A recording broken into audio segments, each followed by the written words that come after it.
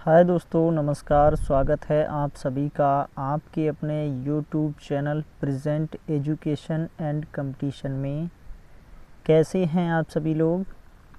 आशा करता हूं आप सभी बहुत बढ़िया होंगे।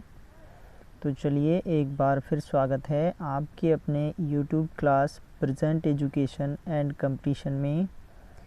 गाइस, आज का हमारा टॉपिक है कारक का अर्थ, पहचान और प्रकार। इससे पहले अगर आप हमारे चैनल पर पहली बार विजिट किए हैं तो चैनल को सब्सक्राइब कर बेल आइकन बटन ज़रूर दबाएं और ऑल नोटिफिकेशन को ऑन कर दें ताकि हमारे वीडियोस आप तक पहुंच सकें और आप वीडियोस को वॉच कर सकें। ओके, अगर वीडियोस में कहीं भी कोई त्रुटि पाई जाती है तो आप मुझे कमेंट सेक्शन के माध्यम से बताइए। मैं वीडियोस में करेक्शन करूंगा और आपको दोबारा से वीडियोस प्रोवाइड करवाऊंगा। मेरा बेहतर से बेहतर पर्पज़ है कि आप भविष्य में एक अच्छे अध्यापक बने। ठीक है, ये videos CTET, UPTET, police, railway सभी के लिए यानी all Hindi competition level exam के लिए वैलिड है, क्योंकि हिंदी सभी में कंपलसरी है, हर एग्ज़ाम में पूछा जाता है। इसी पर्पज़ से मैं आपको ये वीडियो प्रोवाइड करवा रहा हूँ। तो चलिए स्टार्ट करते हैं आज का टॉपिक। मित्रों, आपको यहाँ पर दिख रहा है कि यहाँ पर जो है यहाँ लिखा है कारक का अर्थ, पहचान और प्रकार। ठीक है, तो पहले अर्थ देखते हैं क्या है कारक का। कारक का अर्थ होता है करने वाला। ओके, यहाँ पर आपको दिख रहा होगा कारक का क्या अर्थ होता है, करने वाला।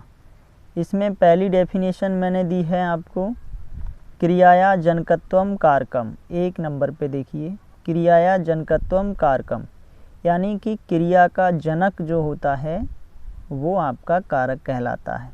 ठीक है, क्रिया का जनक क्या कहलाता है, कारक कहलाता है। दूसरे नंबर पर ब्लू कलर से लिखा है क्रियाया संपादका कारका।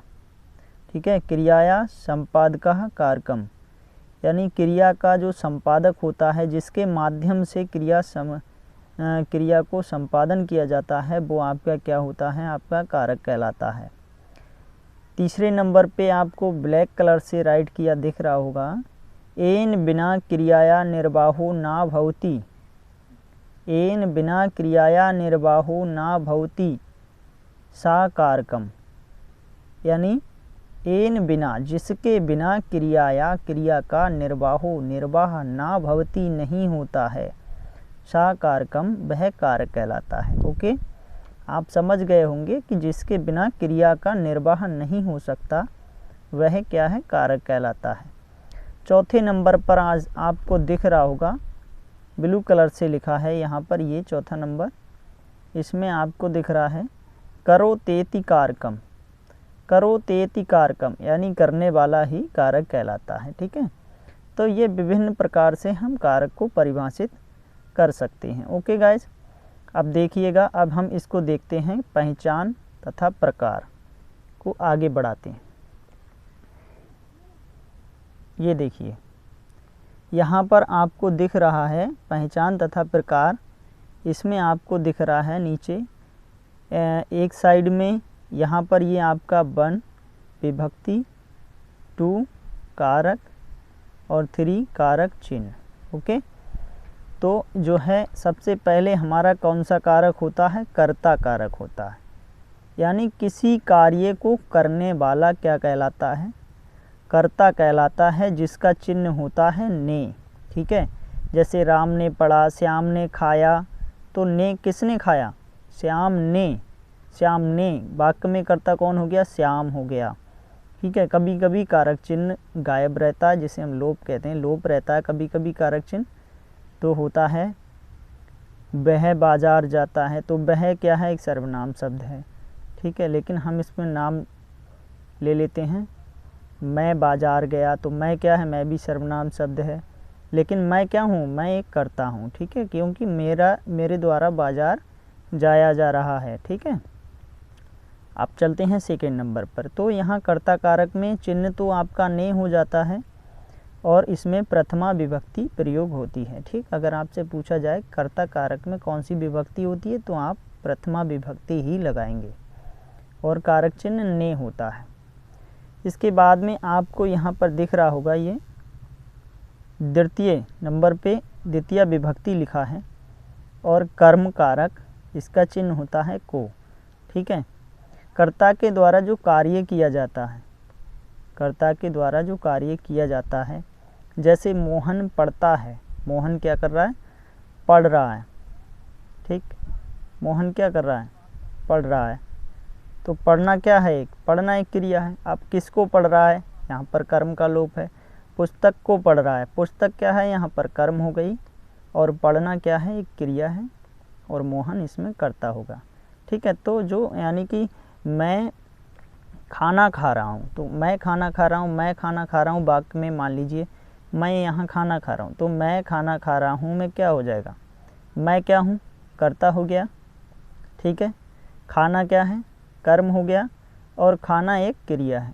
ठीक है, तो हम खाने को खा रहे हैं तो क्या कर रहे हैं, क्या क्रिया क्या हो रही है, खाना क्रिया है। ठीक है, और जो भोजन है वो आपका क्या है, कर्म है। किसको खा रहे हो, भोजन को खा रहे हो ना, तो भोजन आपका कर्म है जिसका कारक चिन्ह क्या होता है, को। ठीक, थर्ड नंबर पर देखते हैं तृतीय विभक्ति करण कारक और कारक चिन्ह से अथवा द्वारा। ठीक है, इसके दो चिन्ह हो सकते हैं कभी कभी वाक्य में और कभी कभी एक ही चिन्ह दिखाया जाता है। जैसे राम बाणेन हतो बाली, राम बाणेन हतो बाली, राम ने बाण से बाली को मारा। तो यहाँ किससे मारा, बाण से, यानी कि साधकतम करणम। ठीक है, साधकतम करणम कर्म संज्ञम, कर्ण संज्ञम। तो यहाँ पर क्या है आपका, यहाँ जो है ये जिस माध्यम से, जिस साधन के द्वारा किसी कार्य का संपादन होता है, कोई कार्य संपन्न होता है, तो उस साधन में क्या होता है, करण कारक होता है और तृतीय विभक्ति होती है जिसका चिन्ह होता है से अथवा द्वारा। ओके, जैसे दिनेश पेन से लिखता है। ठीक है, सीमा बॉल से खेलती है, गीता किताब से पढ़ती है। तो यहाँ पर किताब से काय से पढ़ रही, किताब, किताब यहाँ करण हो गया। मोहन पेन से लिखता है, तो काय से लिख रहा है, पेन से लिख रहा है, तो पेन यहाँ पर करण हो गया। ठीक है, राम ने बाण से बाली को मारा, काय से मारा, बाण से मारा। तो जो कार्य को एक तरह से कार्य करने में सहायता हमारी प्रदान करता है वही क्या कहलाता है, करण कहलाता है। उसमें तृतीय विभक्ति होती है, कारक चिन्ह से अथवा द्वारा हो जाता है। ठीक है, जैसे यहाँ द्वारा का एक, मछली पंखों के द्वारा तैरती है या जरिए, मछली पंखों के जरिए या द्वारा एक ही है, तैरती है। तो क्या आ गया आपका, यहाँ चिन्ह आ गया, किसके जरिए तैरती, किसके द्वारा तैरती, पंखों के जरिए। तो करण कारक तृतीय विभक्ति। ठीक है, यहाँ पर जो है मैं आपको विभक्ति विधायक जो सूत्र हैं उनकी वीडियोज़ आपको बाद में प्रोवाइड करवाऊँगा, अगले वीडियो में हम लोग इसे देख लेंगे। चतुर्थी विभक्ति पे आइए, संप्रदान कारक। संप्रदान का अर्थ होता है देना। किसी को जब हम दान क्रियाएं आदि करते हैं तो उनमें क्या होता है, संप्रदान कारक होता है। चतुर्थी विभक्ति होती है और इसका चिन्ह होता है के लिए, के लिए। ब्राह्मण के लिए गाय देता है, भिखारी को भीख देता है, भूखे को भोजन देता है। तो यहाँ पर क्या है आपका, संप्रदान कारक चतुर्थी विभक्ति हो गई और के लिए चिन्ह आ गया। कभी कभी ये चिन्ह लोप हो जाते हैं, ये हमें ध्यान देने की बात है। पंचमी विभक्ति को देखते हैं। पंचमी में क्या होता है, पंचमी यहाँ पर अपादान है, पंचमी सूत्र से पंचमी विभक्ति होती है।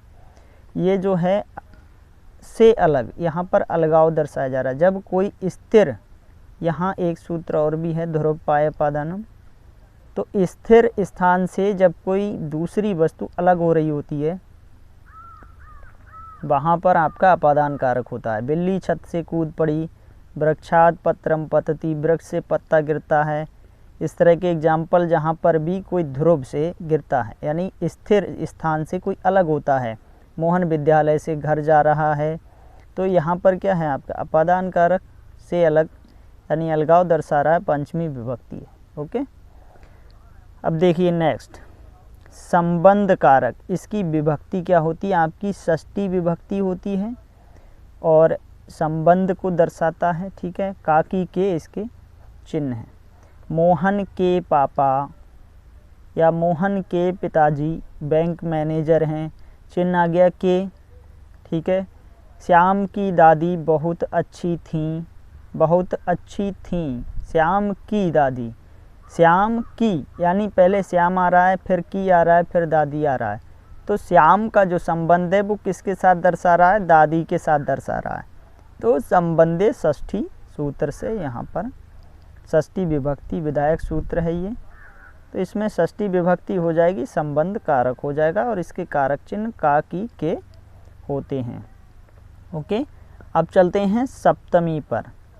अधिकरण, आधारो अधिकरणम सूत्र से अधिकरण कारक होकर सप्तमी विभक्ति होती है।